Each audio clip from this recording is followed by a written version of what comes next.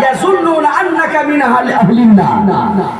হে মৃত্যু ব্যক্তি, তোমার বন্ধুরা তোমাকে জাহান্নামী বলে চিন্তা ভাবনা করছে। ওয়া ইন্নী আশহাদু আন্নাকা মিন আহলিল জান্নাহ, আর আমি মুহাম্মদ সাল্লাল্লাহু আলাইহি সাল্লাম সাক্ষ্য দিচ্ছি তুমি জাহান্নামী নয়, তুমি হলে জান্নাতি। জোরে বলেন। তোমার বন্ধুরা তোমাকে জাহান্নামী বলে ঘোষণা দিচ্ছে, চিন্তা ভাবনা করছে তারা, আর আমি বলছি, সাক্ষী দিচ্ছি মুহাম্মদ তুমি জান্নাতি। এরপরে আল্লাহ নবী উমরের দিকে লক্ষ্য করে বললেন, উমরকে ইঙ্গিত করে বললেন, ইয়া উমর, হে উমর, ইন্নাকা লা তুসআল আন আমালিন নাস। উমর, কিয়ামতের দিনে মানুষের আমল প্রসঙ্গে তোমাকে আল্লাহ জিজ্ঞাসা করবেন না, ওয়ালাকিন তুসআল আনিল ফিতরাত। কিন্তু আল্লাহ কিয়ামতের দিনে তোমাকে মানুষের আকীদা সম্বন্ধে জিজ্ঞাসা করবেন, ঈমান সম্বন্ধে জিজ্ঞাসা করবেন। যদি ঈমানটা ঠিক থাকে তাহলে আল্লাহ জান্নাত দিবে, আর ঈমান ঠিক না থেকে আমল যতই ঠিক থাকুক না কেন কোনোদিন জান্নাত পাবে না।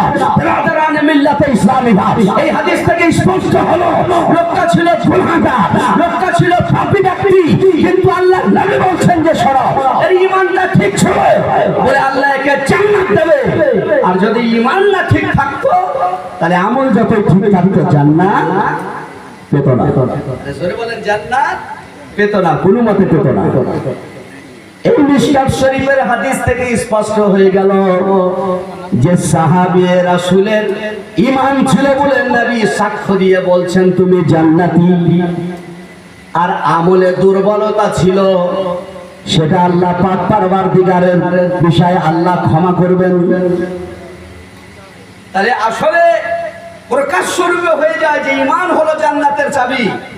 এই ঈমানের দুর্বলতা কোনো মতেই ক্ষমা হবে না।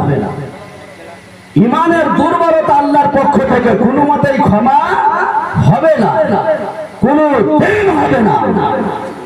ঈমান যদি আপনার ঠিক থাকে অবশ্যই আপনি জান্নাতে যাবেন, কিন্তু ঈমান যদি ঠিক না থাকে চিরস্থায়ী আপনাকে জাহান্নামে থাকতে হবে। মুসলমানদের দুই কোয়ালিটি, এক প্রকারের মুসলমান যারা ঈমান নিয়ে আসার পরে নেক কাজে কোনো ত্রুটি নাই, ঈমান আমল দুইটাই তার সঙ্গে আছে, এই লোকেরা প্রথমত চিরস্থায়ীর জন্য চিরদিনের জন্য জান্নাতে যাবে। আর মুসলমানদের দ্বিতীয় কোয়ালিটি হলো কি, ঈমান ঠিক আছে, আমলের মধ্যে দুর্বলতা আছে। এই ব্যক্তি যার আমলের দুর্বলতা, ঈমান ঠিক আছে, তাকে আল্লাহ তাবারক ওয়া তাআলা জাহান্নামে দেবেন তার বাদ আমলের কারণে, কিন্তু চিরস্থায়ীর জন্য না। জাহান্নাম থেকে আল্লাহ তাবারক ওয়া তাআলা একটা সময় পর্যন্ত রাখার পরে আবার আল্লাহ রাব্বুল ইজ্জত সেখান থেকে বের করার পর আল্লাহ বলবেন, এই বান্দারা যাও, আমি ক্ষমা করলাম। আর ঈমান তো ঠিক ছিল, আমলের দুর্বলতার কারণে এতদিন তুমি থাকলে জাহান্নামে, আর থাকতে হবে না, এবার চিরস্থায়ীর জন্য জান্নাত চলে যাও। সুবহানাল্লাহ। তাহলে মুসলমানেরা জান্নাতে দুই কোয়ালিটি, প্রথমত জান্নাত যাবে, অথবা প্রথমত না গেলে ঈমান ঠিক আছে, আমলে দুর্বলতা আছে, এই জন্য জাহান্নামের শাস্তি ভোগ করার পর একে জান্নাতে আল্লাহ দিবেনই, অবশ্যই জান্নাতে যাবে। আর যারা কাফের, যার ঈমান শুদ্ধ নয়, যার ঈমানের মধ্যে ত্রুটি আছে, চিরস্থায়ীর জন্য এই ব্যক্তিরা হলো জাহান্নামী। এটা আহলে সুন্নাত ওয়াল জামাতের আকীদা। এই কথা যদি কোনো লোক না মেনে বলে, যে কোনো হিন্দু ভাই, একটা কথার কথা বলছি, যে ওনাদেরও তো অনেকজনের আমল ঠিক আছে কিন্তু ঈমান নাই, তারাও জান্নাতে যাবে, এরকম চিন্তা ভাবনা করা শরীয়ত মতে হারাম আছে, আসাতে হারাম আছে, এটা চিন্তা ভাবনা চলবে না। ব্রাদারানে মিল্লাতে ইসলামিয়া মুআজ্জাজ সামাইনে কেরাম, আল্লাহর হাবিব সাল্লাল্লাহু আলাইহি ওয়াসাল্লাম বুখারী শরীফ থেকে নিয়ে বিভিন্ন হাদিসের বইয়ের মধ্যে আছে, আল্লাহর রাসূল বলেন, শোনো, আল্লাহর রাসূল বলেন যে পৃথিবীর সমস্ত জিনিস চাইতে বেশি আমার সঙ্গে তোমার তাবিঈ মোহাম্মত লাগবে। যদি তোমরা নিজের ঈমানের হেফাজত করতে চাও তাহলে তোমাদের নবীর প্রেম তাবেঈ প্রেম লাগবে। এই তাবেঈ মুহাব্বতটা কারে বলে?